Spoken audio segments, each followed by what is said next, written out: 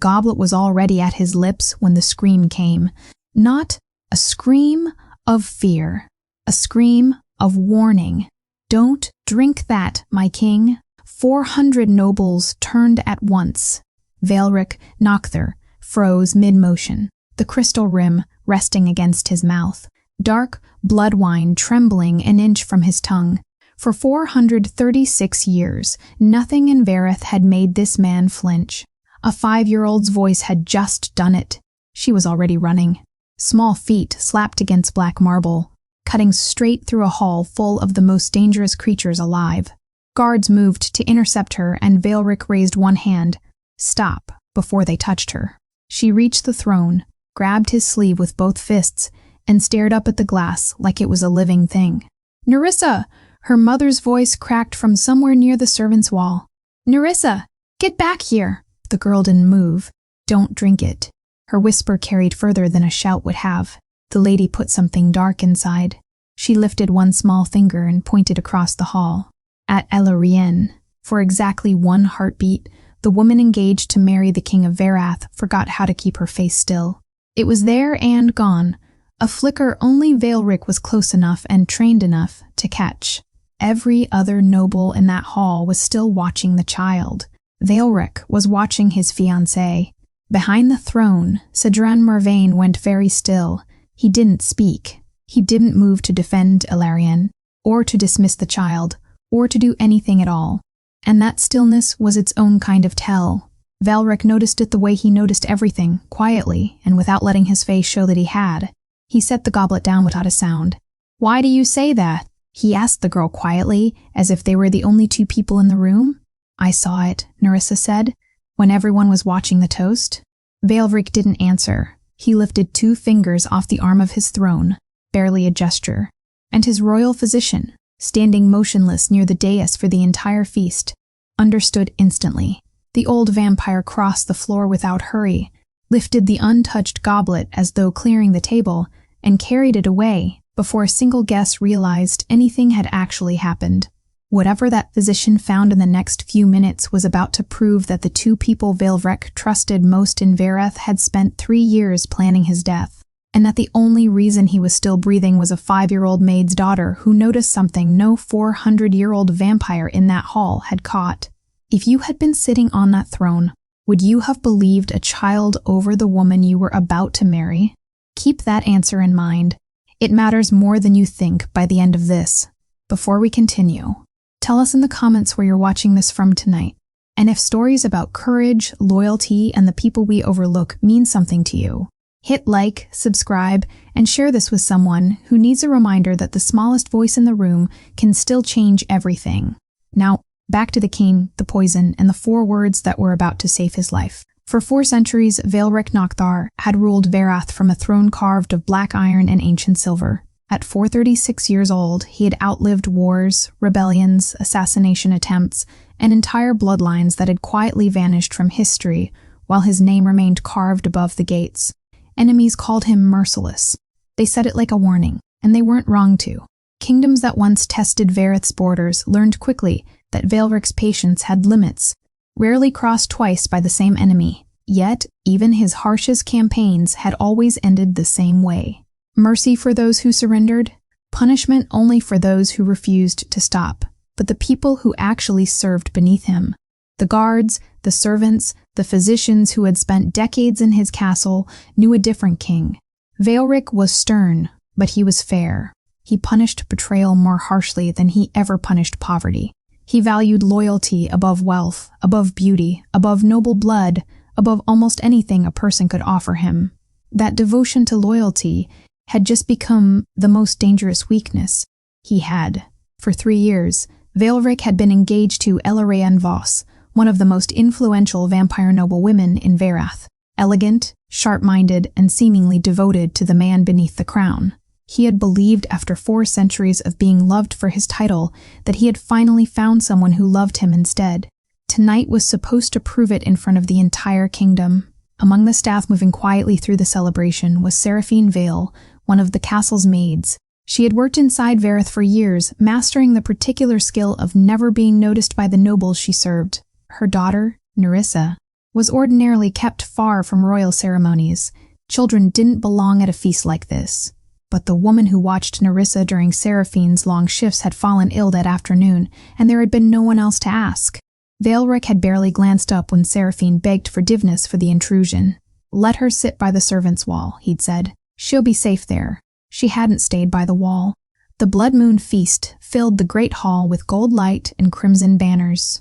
Stained glass windows rose 3 stories above the crowd, and beneath them sat every noble house in Verath, gathered to witness a king's engagement finally made official.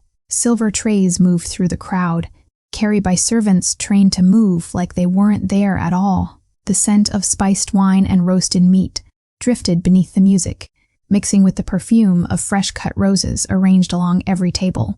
Chandeliers burned bright enough to erase the shadows that usually lived in Veilric's throne room. Elarian sat beside him in a gown the color of the wine itself. Cadron Morvain, his royal advisor of many years, stood just behind the throne, exactly where he always stood. Guests filled every seat along the long silver-laid tables, dressed in velvet and old family jewels, trading polite conversation about trade routes and territory lines, while musicians played somewhere near the far arches. It was, by every visible measure, the most celebrated night Verath had seen in a decade. Nobody in that hall was paying attention to a 5-year-old sitting near the floor, watching hems and boots and hands instead of faces. Adults rarely looked down. Nerissa always did.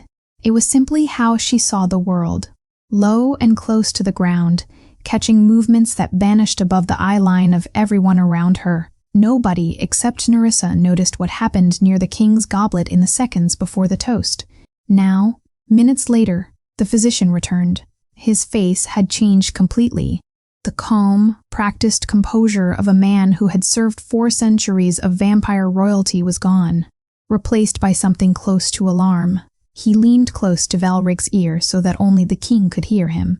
"Your Majesty," he whispered, "this wine is corrupted." Veilric's crimson eyes didn't move from Elarian's face. "Corrupted how?" The physician hesitated only a second before answering. "It contains bloodbane." Veilric had heard the word only twice in 4 centuries, and both times it had been spoken about a king already dead. Veilric had heard the word only twice in 4 centuries, and both times it had been spoken about a king already dead. "Bloodbane doesn't behave like ordinary poison," the physician said, keeping his voice low enough that it wouldn't carry past the throne. "It doesn't stop a heart the way hemlock or wolfsbane would. It moves into the blood itself and turns it against the body that carries it. A normal vampire drinking that goblet would have been dead within minutes." "And me?" The physician hesitated, which was answer enough. "Your age would slow it, not stop it. Given enough time, it would still find its way to your heart, Your Majesty. There is no cure once it takes hold, only prevention." Veilric sat with that for exactly 3 seconds. Around him, the blood-moon feast continued as though nothing had happened. Musicians still playing guests, still laughing over wine that had not been poisoned. Chandeliers still burning gold over 400 nobles who had no idea their king had come within 1 swallow of dying in front of them. He stood. "Seal the doors," he said, and though his voice barely rose above the music, every guard in the hall heard him and moved. "No guest leaves this castle tonight. Every goblet on every table is to be collected and preserved exactly as it stands. I want the servants separated by wing and questioned one at a time, and I want the wine cellar under guard within the next 60 seconds. The music stumbled and died, the harpist's hands frozen mid-note. Conversation collapsed into confused murmurs as guards began moving between the tables, boots echoing against marble that had, only moments before, carried nothing heavier than dancing. Nobles who had spent the evening trading pleasantries now traded glances instead, searching each other's faces for an explanation. None of them had. For the first time that evening, 400 nobles understood that something had gone very wrong beneath the surface of their celebration. Hilarian's hand tightened around her own glass. Cadron didn't move at all. Veilric turned away from both of them and knelt. It was not a small thing for a king of his age to lower himself in front of his entire court, but he did it without hesitation, bringing himself down to Nerissa's height so the girl wouldn't have to crane her neck to look at him. Up close, she was smaller than he'd realized. 5 years old, dressed in a plain servant's dress, gripping the hem of her sleeve the way children do when they know adults are angry, even when the anger isn't aimed at them. "You're not in trouble," he told her, before she could speak. "Nobody in this hall is going to hurt you. Do you understand?" Nerissa nodded, though her eyes kept flicking toward the guards. "Tell me what you saw," Veilborn said. "Take your time." "The lady," Nerissa said, pointing again. Smaller this time. "She was standing by your cup." Her hand went over it, and something dark went inside. Like ink, but it moved wrong. She paused, working through the memory the way children do, piece by piece. And the tall man was watching her the whole time. She turned and pointed at Kadrin. A ripple of whispers moved through the nearest tables. Kadrin's expression didn't crack. If anything, it composed itself further, smoothing into something almost sympathetic. "Your Majesty," he said, stepping forward with the careful calm of a man who had spent years managing worse rooms than this one. "I was watching the guests, as I always do during a toast. If the child saw me looking in Lady Elarien's direction, it's because I was looking at the entire table. I would ask that we not let a frightened child's confusion cost anyone their standing tonight." "She's 5, Elarien added quietly, not looking at Nerissa at all. "Children see monsters in shadows. It doesn't mean the shadows are real." Murmurs of agreement moved through the nearest nobles. Quiet, careful, the kind of agreement people offer when they're more afraid of being wrong about the king's fiancée than about a maid's daughter. Veilborn could feel the room deciding in real time whether 400 years of his judgment was about to be overruled by a child nobody in that hall had known existed an hour ago. He didn't answer Kadrin. He didn't look at Elarien. Behind him, Seraphine had gone the color of parchment. She pushed through the guards the moment they let her close enough, dropping to her knees beside her daughter. "Your Majesty, I am so sorry. She doesn't understand what she's saying. She's never been anywhere like this. I should never have let her—" "Seraphine." She stopped. Veilborn rose to his full height, looking down, not with the cold authority he'd shown the court a moment earlier, but with something quieter. "Your daughter may have saved my life tonight," he said. "You have nothing to apologize for." For the first time since she had entered his service, Seraphine looked at her king and didn't see a crown first. She saw a man who had just knelt in front of a servant's child in front of his entire court and meant every word of what he'd said to her. The moment held for exactly as long as it took a guard to come jogging across the marble floor, breathing hard, something small cupped carefully in both hands. "Your Majesty." He stopped in front of the throne and opened his palms. Resting there was a vial no larger than a finger, its black glass catching the chandelier light. A faint residue clung to the inside, dark and still faintly wet. "Found beneath the table near Lady Ilarien's seat, Your Majesty." It was pushed into the shadow of the table leg, meant to be missed. The royal physician crossed the floor and took the vial with careful hands, turning it beneath the light. Whatever he saw carved into the glass made him go still in a way Veilborn had never seen from him before. "Your Majesty," the physician said slowly, "I know this mark. Tell me. It belongs to a poisoner's guild, one I was taught existed only in old records, believed extinct for over 200 years. The hall had gone completely silent. "If this guild still exists," the physician said, "then tonight was not one enemy acting alone. It was planned by people who knew exactly what they were doing, and exactly how to disappear afterward." "If this guild still exists," the physician said, "then tonight was not one enemy acting alone. It was planned by people who knew exactly what they were doing, and exactly how to disappear afterward." Veilborn took the vial from him and turned it once in the candlelight, watching the carved symbol catch and lose the glow. "Then, we find out who they are before they finish what they started." He gave the order within the minute. Every guard captain in the hall was to begin reconstructing the last hour, who had stood where, who had moved and when, who had touched anything near the king's table. Nobody left. Nobody slept. The Blood Moon Feast, meant to be remembered as the night Verath celebrated its king's engagement, was already becoming something else entirely. Kadrin stepped forward before Veilborn had finished speaking. "Let me help coordinate the guard," he said. "I know the layout of tonight's seating better than anyone. I arranged it myself. It would save your captains hours." It was, on its surface, a reasonable offer from a man who had served as royal advisor for years. Veilborn studied him for a long moment before answering. "You may assist Captain Roswin with the guest records," he said finally. Nothing more. If Kadrin understood the boundary being drawn around him, he didn't show it. He bowed and withdrew, and Balric watched him go with the particular stillness of a man who has not yet decided whether he is looking at an innocent advisor or the second conspirator in his own murder. The physician examined the vial's markings more closely under stronger light. This wasn't mixed by an amateur, he said. Bloodbane in this concentration requires forbidden texts most scholars have never seen, and ingredients that don't exist in any market in Verath. Whoever prepared this had training, possibly guild training if the mark is genuine, which means someone planned this for longer than tonight, Balric said. Considerably longer, Your Majesty. By the time the guards finished their reconstruction, a clearer shape had begun to emerge from the chaos of the evening. Alarian had been seen near Valbric's goblet in the minutes before the toast. Nothing unusual on its own, until it was placed beside the second detail. Kadrin had spent those same minutes drawing the hall's attention toward the opposite end of the room, telling an unusually long story to a cluster of visiting nobles who had no reason to expect it. A servant carrying a second tray of goblets had been redirected mid-crossing by an order none of the kitchen staff could account for, and earlier that evening, before a single guest had arrived, someone had entered the royal wine cellar using a key that should have remained with only 3 people in the entire castle. None of it alone proved anything. A noblewoman could walk near a king's goblet without intending harm. An advisor could tell a long story without meaning to distract anyone. A servant could be redirected by a dozen harmless reasons, and a cellar key could pass through careless hands without malice. But laid side by side, in the order the guards reconstructed them, the innocent explanations stopped fitting together as easily as they should have. Together it painted the outline of a plan that had been moving long before Nerissa ever opened her mouth. Seraphine had been standing near the edge of the hall through most of this, holding Nerissa against her side, when something in the guard's account made her go still.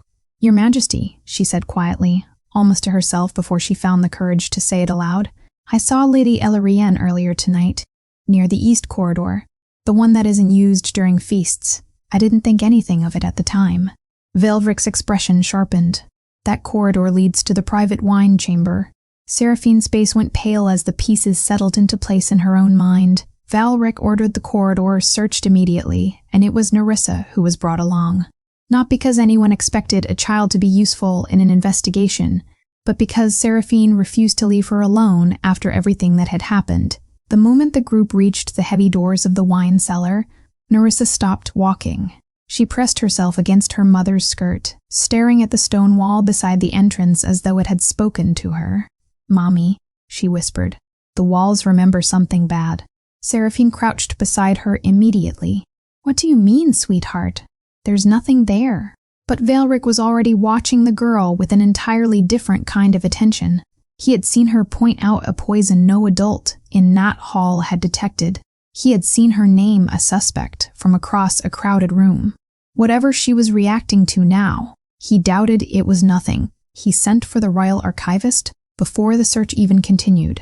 The old vampire arrived within minutes, and when Velric described what Nerissa had said and done, twice now, sensing what no one else in the room could, the archivist grew very quiet. "There are old bloodlines, Your Majesty," he said carefully, "said to carry a gift for sensing corruption, poison, dark magic, blood that has been tampered with. It's the kind of gift that leaves no visible trace, only a feeling the bearer can't always explain." He glanced toward Nerissa, who had gone back to gripping her mother's hand, unaware she was being discussed at all. Those bloodlines were believed to have died out centuries ago. He paused, choosing his next words with visible care. "There are stories, Your Majesty, of Veilborn children born into the humblest families, precisely because the gift was never meant to serve nobility. It served whoever needed protecting most. If the old texts are right, it chooses its bearer. It is not inherited so much as it is given." Velric said nothing, but he did not look away from the girl again for a long time. The wine cellar search turned up nothing new. Whoever had used the private key that evening had left no further trace. But as the investigation shifted toward Kadrin's study, a guard search of the room shelving uncovered a seam in the wall that shouldn't have existed. Behind it sat a small hidden compartment, and inside that compartment, folded with the kind of care reserved for something meant to be protected, rather than discarded, was a detailed map of the entire castle. Several locations had been marked in deliberate red ink. The throne room, the royal treasury, and, drawn with a precision that made the guard's hand tremble as he held it out for Veilric to see, the king's own crypt. Veilric stared at the map for a long moment and understood, finally, that the poison in his goblet had never been the whole plan. It had only been the beginning of one. Veilric stared at the map for a long moment and understood, finally, that the poison in his goblet had never been the whole plan. It had only been the beginning of one. He ordered the castle sealed tighter than it had been an hour before. Every gate barred, every hallway guarded, every noble who had come to celebrate his engagement now confined to a hall they could no longer leave. Then he summoned Cadrin to a private chamber off the throne room, away from the guests, away from anyone who might soften what needed to be said. Cadrin arrived composed, as he always was. "You found a map in my study," he said, before Veilric could speak. "I won't insult you by pretending I don't know why I've been called here. But your majesty, I have advised this crown for years. I know every corridor, every guard rotation, every weakness in these walls, because it is my duty to know them. A map proves nothing except that I take my work seriously." "A map with the throne room marked," Veilric said quietly. "The treasury, my crypt, contingencies," Kizran said without hesitation. "Every advisor plans for a king's death, however unpleasant that is to discuss. It is not treason to prepare for tragedy." He spread his hands, palms open, the gesture of a man with nothing to hide. "Ask any of your generals. Ask the treasury master. Every wing of this castle has papers describing what happens if you fall in battle, or in your sleep, or to old age no vampire has ever truly escaped. Mine simply happened to be thorough." It was a good answer. Practiced, even. Veilric had heard men lie to him for 4 centuries, and Cadrin's calm was either the calm of a genuinely innocent man or the calm of someone who had rehearsed this exact conversation long before it happened. He couldn't yet tell which, and that uncertainty was more unsettling than an outright lie would have been. "You may return to the hall," Veilric said finally. "You will not leave it again tonight." Ilarion was brought in next, and her composure cracked in smaller, more telling ways. "I never touched your goblet," she said, twisting the betrothal ring on her finger without seeming to notice she was doing it. "The child is mistaken. I was standing near the table, yes, but I never—" "Nerissa saw your hand over the glass," Veilric said. "She's 5. Children invent things." "The wine chamber has a record of who enters it," Veilric said. "Your name is in it. Tonight." For the first time, Ilarion had no answer ready. She recovered quickly, claimed she'd gone in search of a particular vintage for the toast, nothing more. But the pause before the excuse had told Veilric more than the excuse itself. It was the royal archivist who found the letters. An hour later, inside a library few people in the castle ever visited, a book on the highest shelf had been hollowed out, its pages replaced with folded correspondence tucked carefully into the space where words should have been. The letters were unsigned, written in 2 different hands, passing back and forth like a private conversation. Neither party had ever intended anyone else to read. Veilric read them himself, standing alone by the library's cold hearth. The coronation must happen quickly, before anyone questions how the throne became empty. After the king's final night, no one will think to ask more than the physicians tell them. The throne after the blood moon will belong to us if we are patient a little longer. He kept reading, and the further he read, the more the ground beneath 4 centuries of certainty began to shift. The human maid's child cannot be allowed near him during the toast. If she is, we adjust the story afterward. She is young, and no one will doubt that a careless girl contaminated a king's wine by accident. It solves 2 problems instead of 1. The poison must leave no mark. If it does, the blame falls on the child, not on us. Veilric read that last line twice, and then a 3rd time, as though repetition might change what it said. They had known Nerissa might be there. They had planned for it, not as an obstacle, but as a convenience. If Veilric had died quietly, the story would have written itself. A maid's careless daughter, playing where she shouldn't have been, responsible for a tragedy no one would think to question further. Seraphine would have lost everything. Nerissa, 5 years old, would have carried the blame for a king's murder she had actually tried to prevent. Something in Veilric's expression changed in a way none of the guards standing near him had seen before, not even during the war years. The older ones still remembered. He could accept an enemy who wanted his throne. 4 centuries had taught him that ambition was simply a fact of ruling. Someone, somewhere, was always counting the years until a crown changed hands. He had made peace with that a long time ago. What he could not accept, what settled into his chest, like something cold and permanent, was that the 2 people closest to him had been willing to let an innocent child carry the weight of his death so that their own hands would stay clean. He set the letters down and reached for the last one, still folded, still sealed at one corner as though it had been written more recently than the others. The handwriting on the outside was unmistakable. He had seen it on 100 notes over 3 years of engagement, on invitations, on private letters meant only for him. Ilariens. He broke the seal and unfolded it slowly, and read the single line written across the center of the page, in ink that hadn't fully dried when it was hidden. Once Veilric is gone, Verath will finally belong to us. Once Veilric is gone, Verath will finally belong to us. He read it once more, then folded the letter and carried it himself back into the hall, where 400 nobles still waited behind locked doors, their patience long since curdled into fear. He summoned Ilarion and Cadron together, in front of no one but his personal guard, and laid every letter across the table between them without a word. Ilarion's eyes found her own handwriting first. Whatever composure she had held onto through the earlier questioning left her all at once, the way a wall leaves a building once the foundation gives. She didn't reach for an excuse this time. There wasn't one left to reach for. Cadron beside her kept his face carefully still, but Veilric had spent 4 centuries reading rooms full of people who wanted him dead, and he could see the calculation happening behind Cadron's eyes, searching for an angle that no longer existed. 3 years, Veilric said quietly. It wasn't a question. Ilarion's composure broke completely. She pressed a hand to her mouth, and when she finally spoke, her voice had none of the practiced elegance the court had always known her by. It started 3 years ago, she said. Before the engagement was even announced. I told myself it meant nothing. I told myself it would end. She looked at Cadron, and something in her expression made it clear she had told herself that lie many times without ever believing it. It never ended. Veilric listened to the rest of it in silence because there was nothing else he could do. Private meetings dismissed as court business. Royal information passed along in the guise of casual conversation. Court appointments quietly steered toward nobles who owed Cadron loyalty rather than the crown. None of it on its own had ever been enough to raise suspicion. Together, over 3 years, it had built a second court operating in the shadow of his own.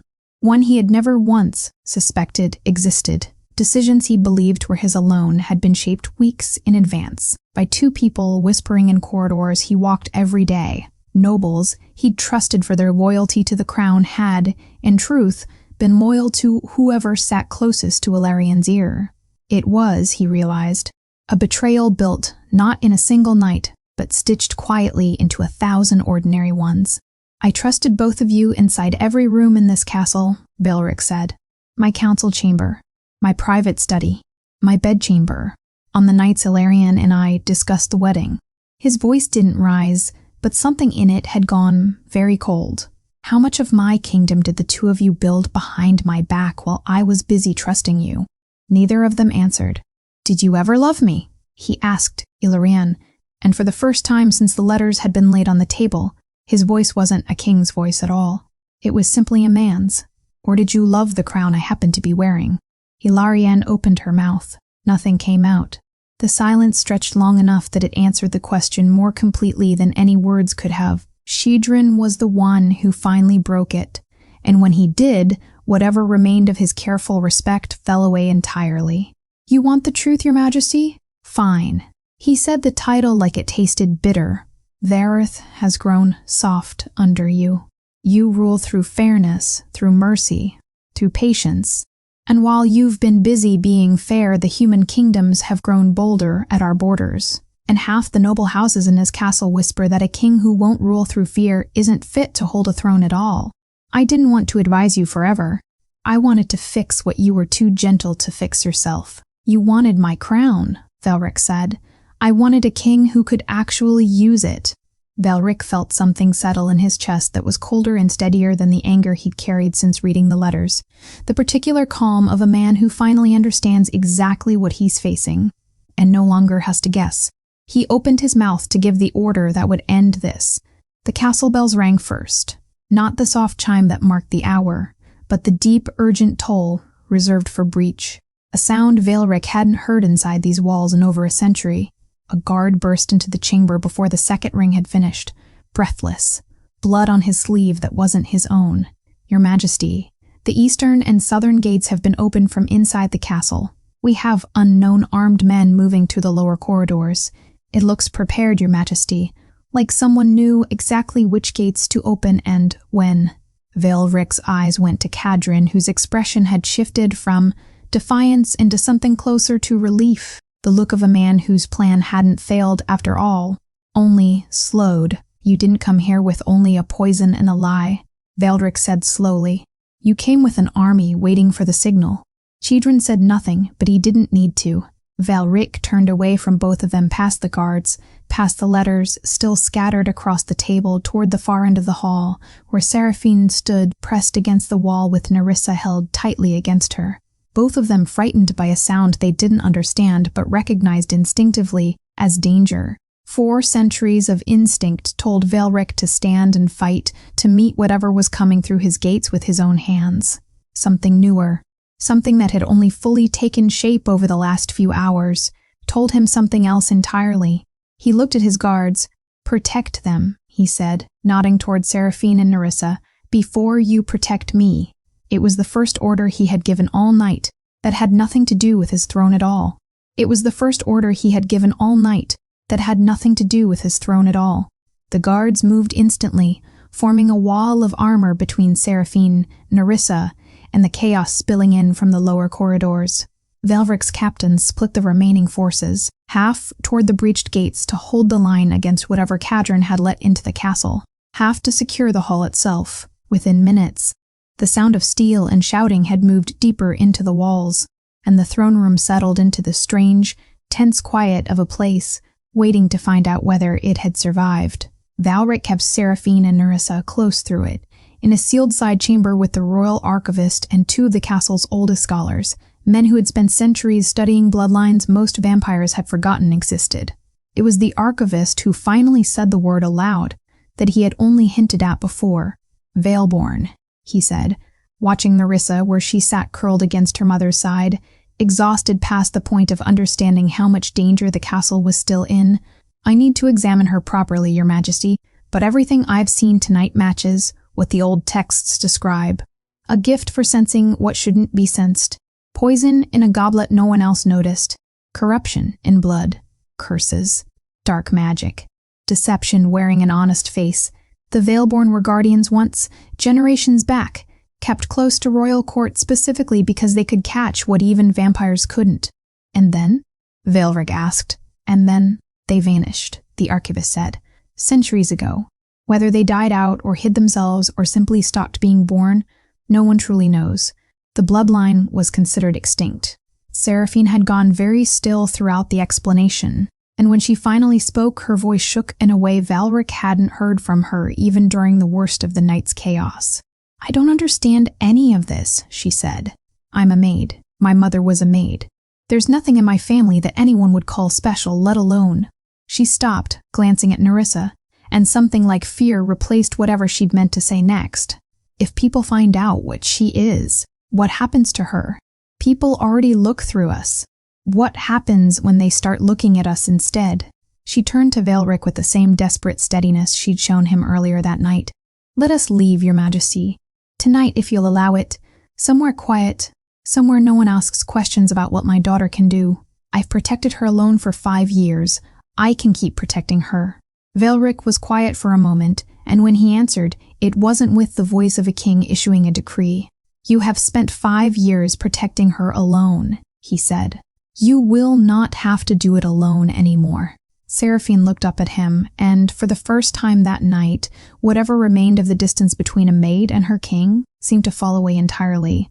He hadn't planned to say it. It had simply been true the moment he thought of it, and once it was said, he found himself unable to take it back. nor did he particularly want to. He thought of the small things he had never let himself notice properly before tonight. Seraphine staying past the end of her shift to sit with an injured stable hand no one else had time for.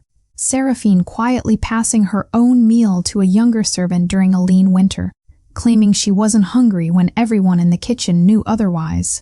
Seraphine stepping between Nerissa and a noble's cruel remark months ago, absorbing an insult meant for a child without ever once asking Veilric to intervene on her behalf. She had never asked him for anything, not favor, not protection, not recognition. She had simply kept doing the quiet, unglamorous work of loyalty night after night for years without expecting a single person to notice.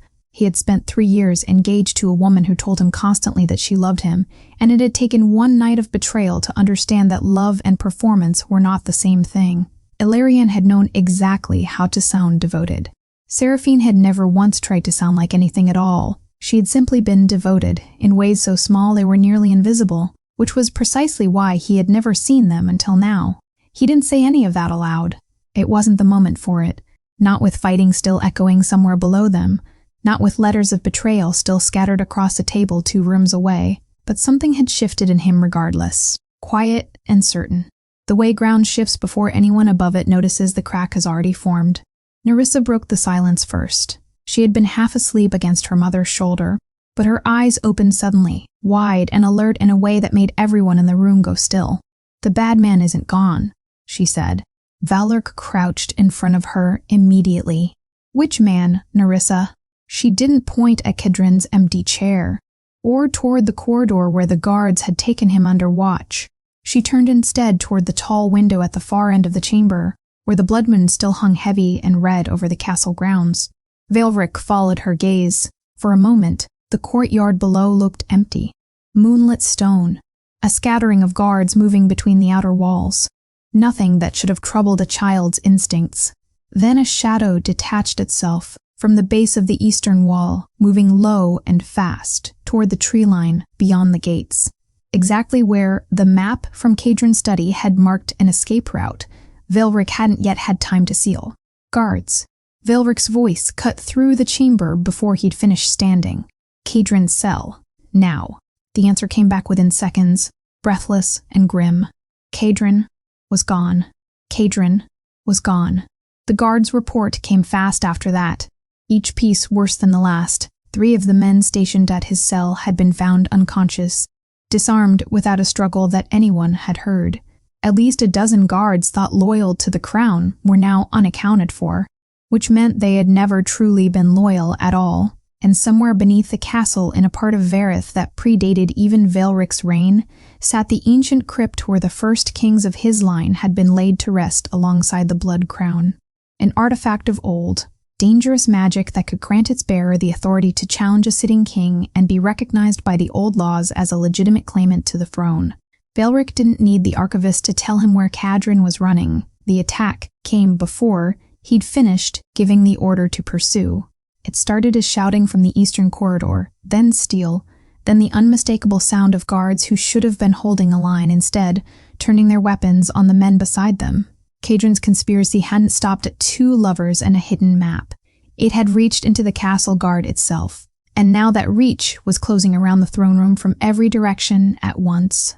"Get them below," Veilric ordered, and 2 guards moved instantly to shield Seraphine and Nerissa, pulling them toward the servant stairs as the fighting spilled into the hall. Seraphine pressed Nerissa against her chest, murmuring something too quiet for anyone else to hear, trying to shrink her daughter small enough that the chaos might pass over both of them.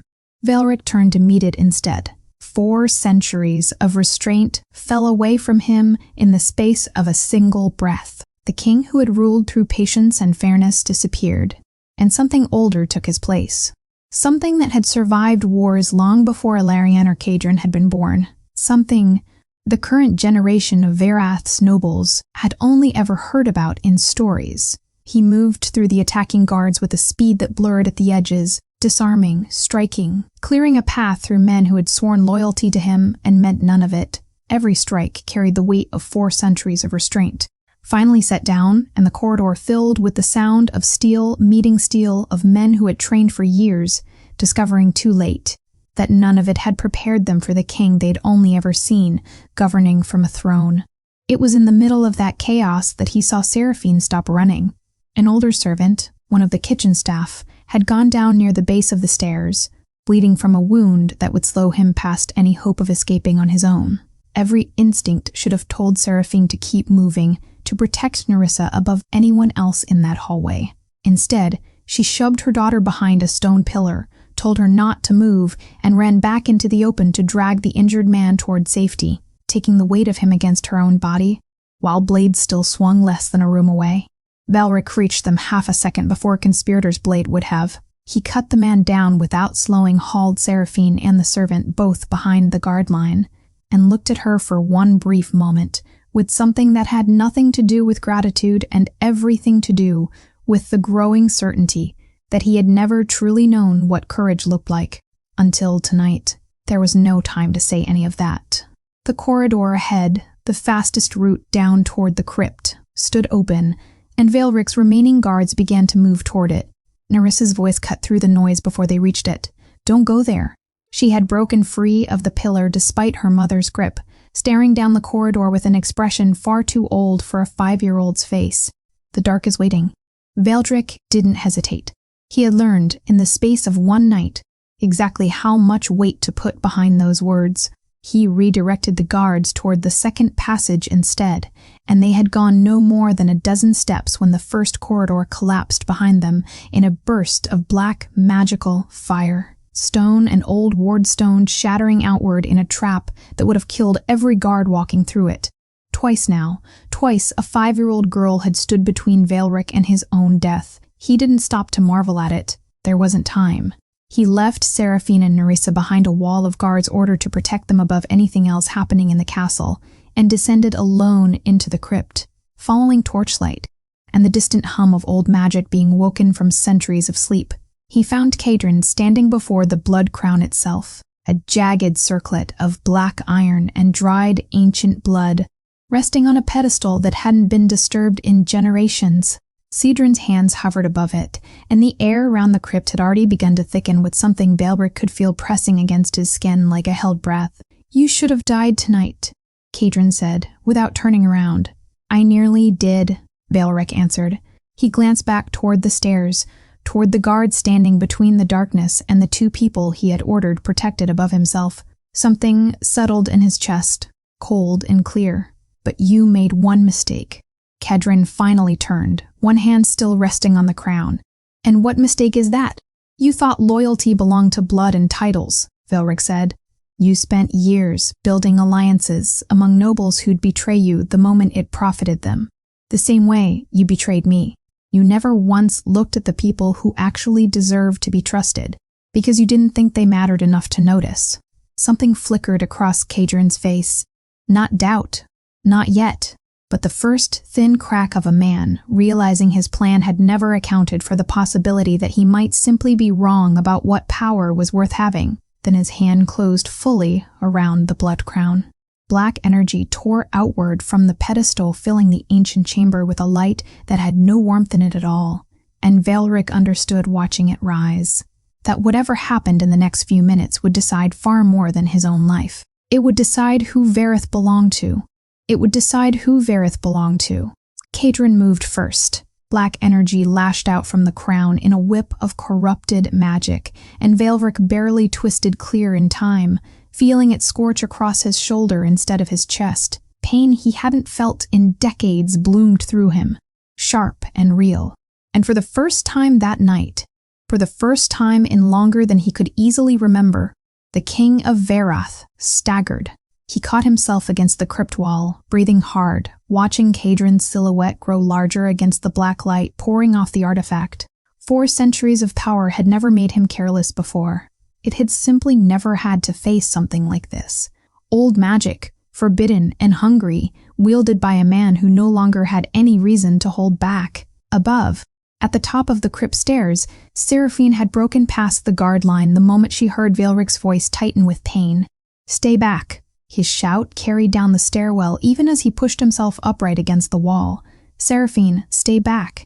She didn't listen, not entirely. She stopped at the edge of the stairs, close enough to see, too far to help, torn between the order and everything in her that wanted to run toward him anyway. It was Nerissa who stopped her fully, small hand gripping her mother's sleeve, eyes fixed not on Veilric or Cadrin, but on the crown itself, pulsing black at the center of the chamber. "It doesn't belong to him," Nerissa said. Seraphine looked down at her daughter, and something in the certainty of that small voice made her go still. "What do you mean, sweetheart?" Nerissa didn't answer in words. She simply stepped forward out of her mother's grip, closer to the stairs, and the moment she did, the black light pulsing from the blood crown flickered, just once, just barely, as though something ancient and corrupted had felt a presence it hadn't expected to find in that crypt.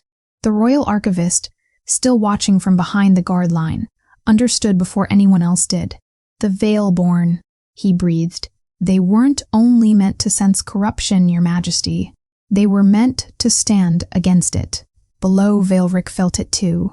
A change in the air, subtle but unmistakable, the pressure of Catrine's stolen power thinning at the edges like smoke losing its source of fuel. He didn't understand the mechanics of it, and didn't need to. He understood only that the ground had shifted back in his favor, and he used it. He came off the wall faster than Cadrin expected, closing the distance before the next strike could form, driving his shoulder into Cadrin's chest and pinning the hand that held the crown against the stone pedestal. The black energy guttered, unstable now, fighting to hold its shape against something Nerissa's presence was quietly unraveling from above. "It's slipping from you," Veilric said, low and certain. "You feel it too." Cadrin's composure finally broke completely. "It's a child," he snarled, struggling against Veilric's grip. "A servant's child. Power was never supposed to answer to something so small. That was your mistake from the beginning," Veilric said. "You spent your whole life believing power only belonged to people who looked like they deserved it. Titles, bloodlines, crowns." He forced Cadrin's hand away from the crown entirely, and the black light collapsed into nothing, leaving the chamber suddenly, completely dark, except for torchlight. "You never once imagined it might belong to a 5-year-old girl standing at the top of the stairs." Cadrin sagged, finally, all the fight leaving him at once, now that the artifact's power had abandoned him. "Ilarion wanted the crown before I ever did," he said quietly, staring at the ground. "I gave her a way to reach for it. That's the only part of tonight I'll admit to freely." He looked up, something almost like disbelief still lingering in his expression. "I never accounted for the child. I didn't think anything that small could matter. Everyone in this castle mattered more than you allowed yourself to notice," Veilric said. "That was always going to be your undoing." "He didn't kill him," the court, gathering cautiously at the top of the stairs as word spread that the danger had passed, watched their king make a choice that surprised nearly all of them. Cadrin and Ilarion were stripped of every title they had ever held, their names struck from the noble registries, and banished from Verath under the old supernatural law, a sentence that meant they would never again set foot inside the kingdom's borders under penalty of true death if they tried. "I could have executed you both tonight," Veilric told them in front of the entire court that had once celebrated their engagement and their partnership. "Perhaps some would say I should have, but I built this reign on justice, not vengeance, and I won't abandon that because 2 people I trusted forgot what loyalty means." Some in the court expected the older families to grumble at the leniency, to whisper that a king who spared traitors invited more of them. Instead, something else happened. Houses that had wavered during the chaos of the attack, unsure which side would still be standing by morning, watched Veilric II's restraint when he had every right to choose vengeance, and understood, more clearly than any speech could have taught them exactly why his rule had lasted as long as it had.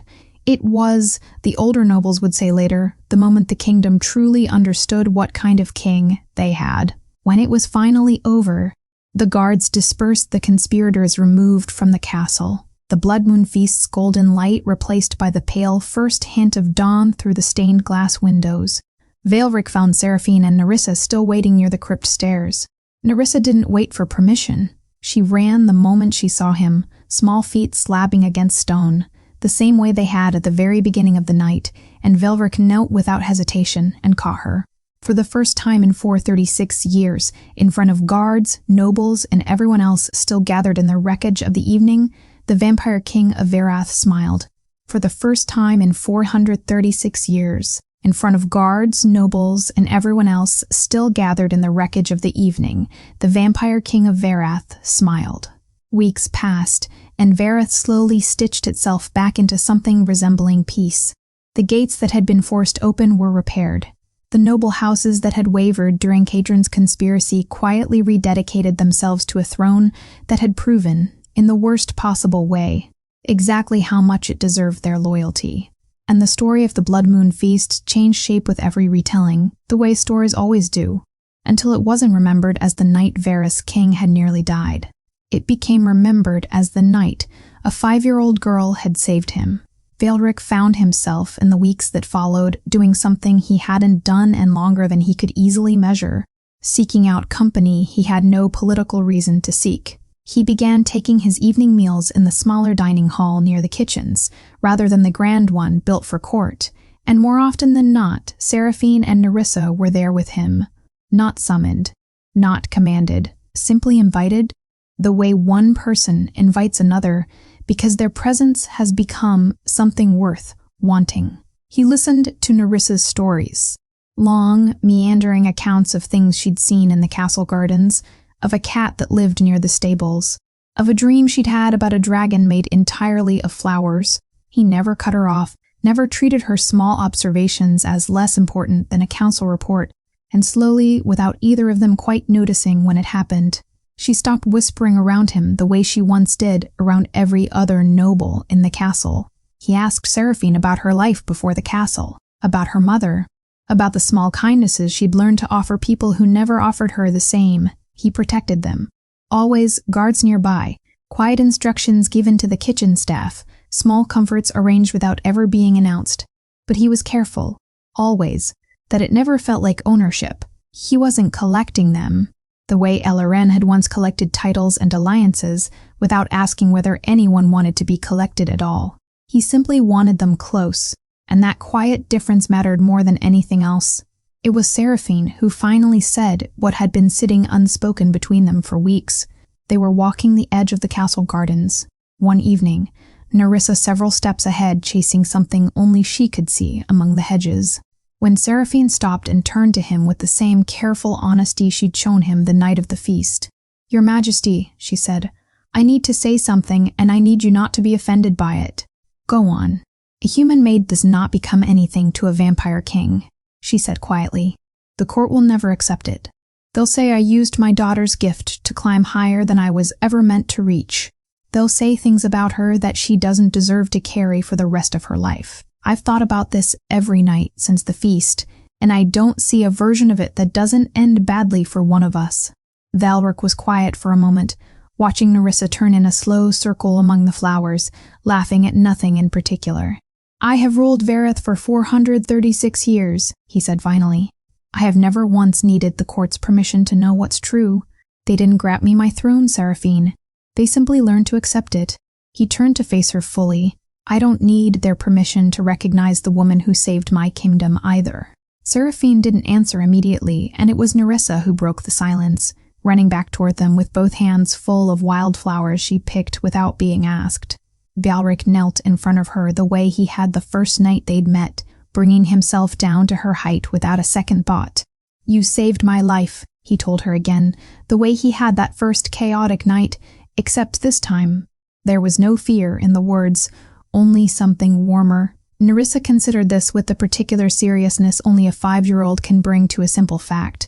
"I just didn't want you to drink the bad wine," she said, as though it had never been more complicated than that. Veilric laughed.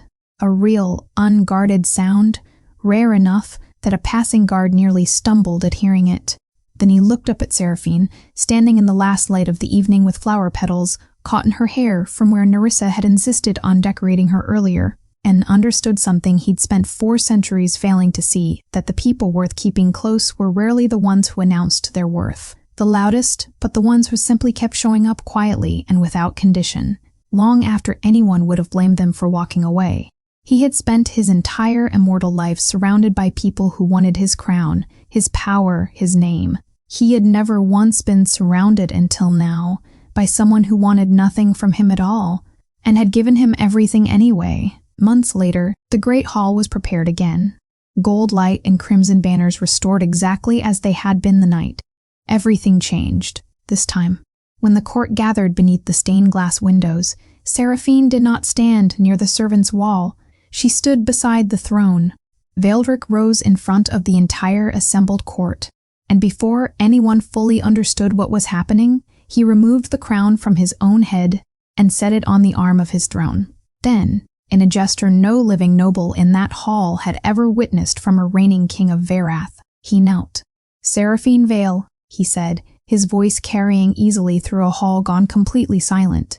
"Will you become my wife?" She stood frozen, one hand pressed to her mouth, unable to find words for several long seconds. "Not because you saved a king," Veilbrick continued, "not because of the bloodline your daughter carries, or the ancient gift no one in this castle understood until she showed us, but because you are the woman I love." He turned toward Nerissa, standing close beside her mother, wide-eyed and still for once in her young life, "and your daughter will never again wonder whether she belongs in this castle." Seraphine's answer came as tears rather than words at first. And then, finally, a single, certain yes.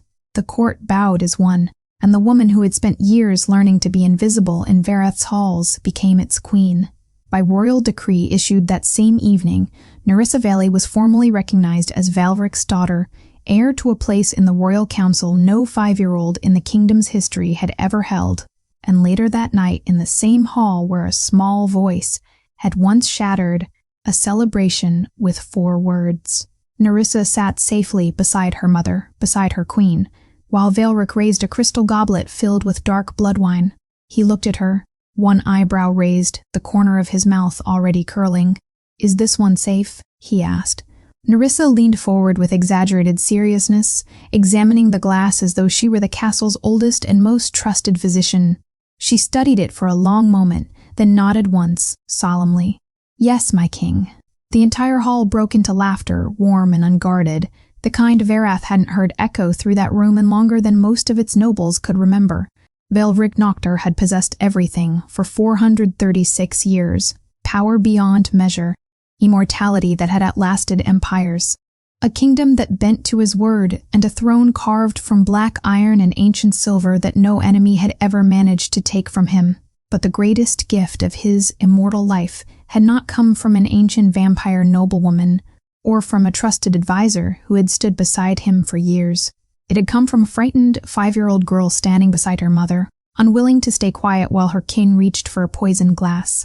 And the woman he had chosen as his queen had never once chased his crown. She had simply remained loyal, night after night, in all the small and unglamorous ways that no one had ever thought to notice, until the king who had everything finally did. He had power. He had immortality. He had a legendary throne. But it was the smallest voice in the castle that had saved him. And it was that same small voice, years later, that the kingdom would remember longest of all.